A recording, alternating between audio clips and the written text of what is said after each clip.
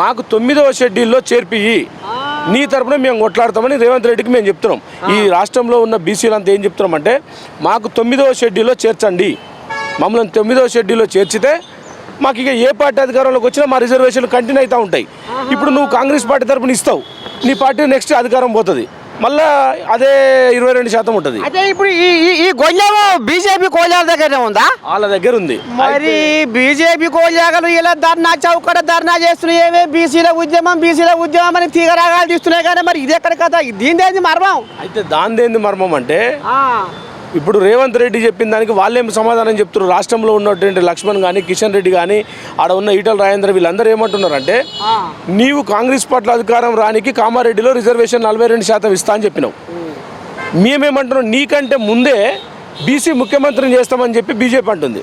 BC ముఖ్యమంత్రిని చేస్తా అని చెప్పి పోయిన ఎన్నికలలో మేము ప్రకటించినాం. బీసీల కులగణన చేస్తామని చెప్పి ప్రధానమంత్రి నరేంద్ర మోడీ చెప్తున్నాడు. మేము కూడా రేపు రాబోయే ఎన్నికలలో తెలంగాణలో బీజేపీని ఫామ్ చేయాలనుకుంటున్నాం. నువ్వు ఇచ్చిన హామీకి మేమెందుకు 9వ షెడ్యూల్లో చేర్చుతాం? మేము చేర్చాం, మాకు అవసరం లేదంటున్నారు. అయితే ఆయన ఏమంటున్నాడు రేవంత్ రెడ్డి, నేను ఇస్తా అంటున్నా, నేను ఆ మాట కట్టుబడి ఉన్నా, మీకు 9వ షెడ్యూల్ కావాలంటే ధర్నా చేద్దాం రారి ఢిల్లీ పోయాను ఆయన అంటాడు. వీళ్ళు ఏమంటారు, నువ్వేమని పై చెప్పనీకు మాకు, నువ్వు చెప్తే మేమెందుకు చేర్చుతాం? నెక్స్ట్ మేము చేరుస్తాం 2029 ఎన్నికలలో.